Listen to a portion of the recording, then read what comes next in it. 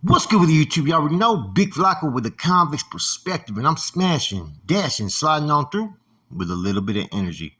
Please hit the like, subscribe, comment, do all those things to help support this channel, and hit that bell notification for future fire content. So, I'm going to take you guys back in the federal system, right? I think this was around 2003, 2004, around that time frame, right? Is when the incident happened. Shortly thereafter, a few years later, a filter came out called the Atwater fiasco. And we're talking about Atwater USP, right? In California. How the Nortenos lost that establishment. Okay. Now, prior to Operation Black Widow, there was a lot of individuals that hit the federal system during Mad Dog's indictment, which happened around 94.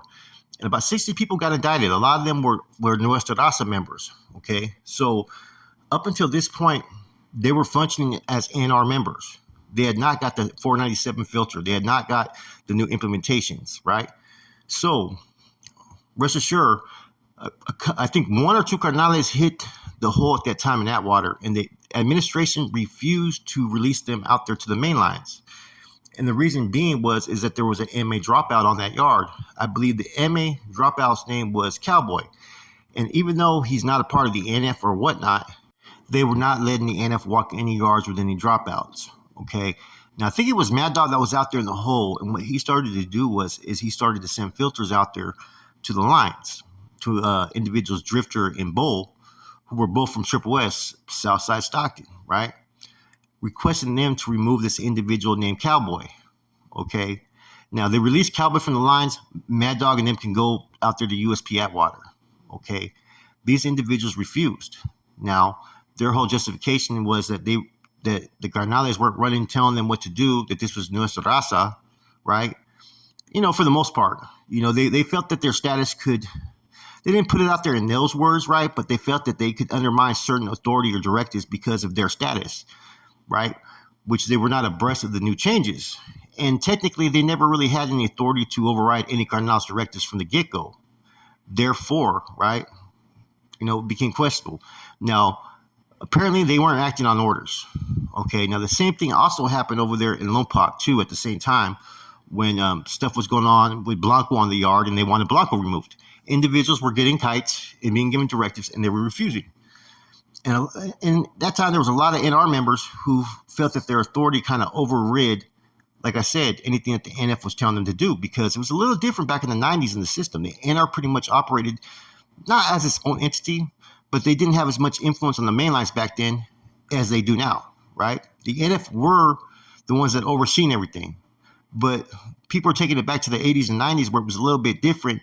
You were basic to function in accordance to your bylaws. And if you came across a C, he was going to be the ultimate authority, the supreme authority, technically, right? Not the ultimate, but supreme authority. And therefore, you were to acknowledge it. Now, lo and behold, eventually the kite gets to the right people, right? And they decide to get all their pieces ready to go to move on this dude Cowboy.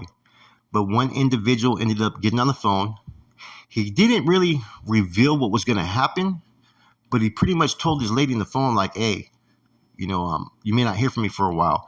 Pretty much tipping off the administration there at Usp-Atwater, to where staff came and rolled up every Norteno off that line, right? Now, this was a USP that had, you know, Norteno's presence. And see, before all this stuff happened with Skip, or during the time with Skip, right, when all these individuals were to hit these yards, right, the whole purpose was this. They weren't going to get off with the Southsiders and set it off. They were going to recruit, secure, educate, right, and establish. Then when the time was right, they were going to set it off on every prison yard. But circumstances, like I said, like what happened with Happy and Florence, right, they seen this picture. And even when they approached Skip, see, this is what people don't realize. When they approached Skip, they're the ones that told Skip that, hey, we hear there's an NF on this line. You know, you guys can stay, but the NF member has to go.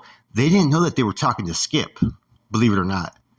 That's the irony of this whole situation. They were directly telling Skip that, hey, there's an NF member there. He got to go. Now, the Atwater addressed pretty much the fiasco filter, addressed the lack of acknowledgement to certain, you know, authorities, being like people like Mad Dog and Skip, and the directives that they were given that nobody within the NR even exists anymore. The filter was sent out to individuals to recorrect them, and that the NF was the supreme authority on these yards, period.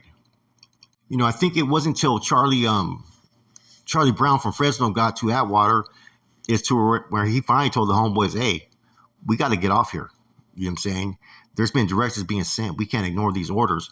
And then that's when the individuals started to elect to fucking follow through with what's being implemented, which in a lot of senses I get, because the 497 filter took about 4 years just to get, set and established in the state back then when it came out. The feds, they've been operating, according to the old bylaws and mandates since they got indicted. They all hit the system around 95, 96, if I'm not mistaken. So basically, the Atwater fiasco was just a bunch of NR members who'd been doing time in the feds for a while, who were ignoring directives that came from the NF, basically, right? And it's funny, I think that it was Mad Dog, like I said, I think that was sending these directives, and these are his co-defendants, I believe, or they were part of the same indictment. And that was one of the bigger struggles that they were having, was that when they first touched down and they were giving directives, certain prisons weren't reacting to getting off and whatnot, because they were basically going over the old bylaws and mandates when they were in the state. Therefore, each yard is supposed to operate independently as a branch and union, but you have your authority set there on that yard. It doesn't work like that. You get a directive from an NF member, you're supposed to acknowledge it.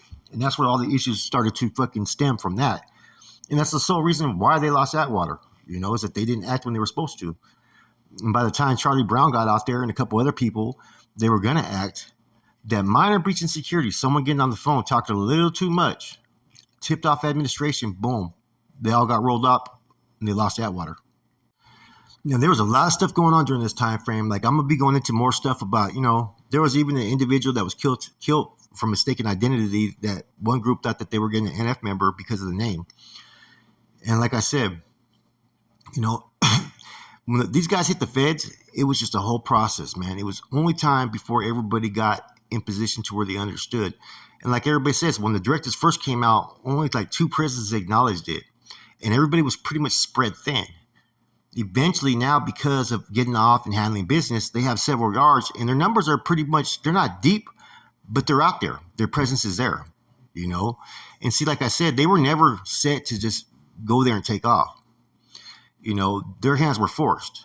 The situation with Happy, them identifying him, and situation with Skip, they were originally supposed to start recruiting and educating and establishing, and then when the time was right, they were going to make a move on every single prison yard, and they were going to target every key target at that time. Once the cat was out the bag, though, they had to improvise. Like, look at all the stuff like I've already gone into, the big dogs, right? They had to get them underlined. The situation with bulldogs that wanted to sit there and embrace and function within the household, that was an issue, that they, resolved. And then this situation where you had rogue NRs or Norteno members that were on these yards that were not following directives from the higher authority. And that's pretty much what also got Blanco crossed up. And I'll go into another episode about him, in the coming weeks. And there's nothing bad I can say about him as a man. That dude's a straight fucking beast. It just all came about how he was operating things and above and beyond the law and what was expected by the NF. He was never an NF member, but he was tight and close with a lot of dudes, right? And like I said, in the early stages, it was a little bit bumpy, A lot of people took a while to get in line, but once in line, you seen what already happened, and they're pretty much established there pretty good now. It was definitely kicking off on the feds, man. I'm telling you that right now. I mean, there was killings, there was deaths, there was all this stuff that had to take place in order for the Northerners that are on these yards today to have the things that they do have, man. And it was a true moment of struggle. It was a true moment of unity. And it was a true moment to where they had to do what they had to do to exist. Because if they would have did it any way different, there would be a lot different circumstances with these individuals on these yards, man. I'm telling you that right now. It goes a lot deeper than what I've already kind of, talked about. Anybody in the feds knows that was in the feds at this time knows, man, it was cracking. There was a lot of shit happening. A lot of things had to be fixed. And, the fiasco was the first kind of addressal of all this stuff, right? There's other mandates I'm going to go to in further videos. I'm trying to put everything into where I can give you guys a little detailed count of each scenario from way back in 2004 all the way to recent. There's been a lot of stuff that's happened. As an outsider now who's no longer involved like that in the mix, but understands it to the fullest, right? man, it's crazy how everything transpired in the feds, man. I think people don't understand how difficult it was. And see, the administration was playing games in the feds too. You'd be on a good yard for fucking say for months, and then they would just flip the whole fucking yard. They just move people out. And that was the basically the whole fucking thing that was going on for like about shit from 2004 to like 2010, 11. It wasn't until they seen that there was an existing problem, right? See, after they pretty much separated the Nortenos and Sureños, there was still shit going on with whites, and it was a little bit harder. I'm gonna go into that in this next episode pretty soon. It was harder for them to identify key targets and those that were oppositions within the white movement because they weren't just out there. They weren't just those that you could recognize. You know, there's a lot of different groups that are in the feds that are part of these white factions. Some are a little bit more threatful than others, and some are more targets than others. So for a while, the homeboys were having a hard time identifying who was a threat and who wasn't.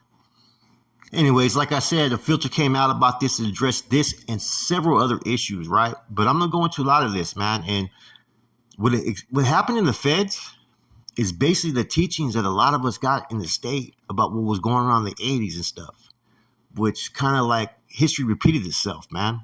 But I'll get into that later on. With that said, it's your boy Flaco, Convict's Perspective. I'm gone.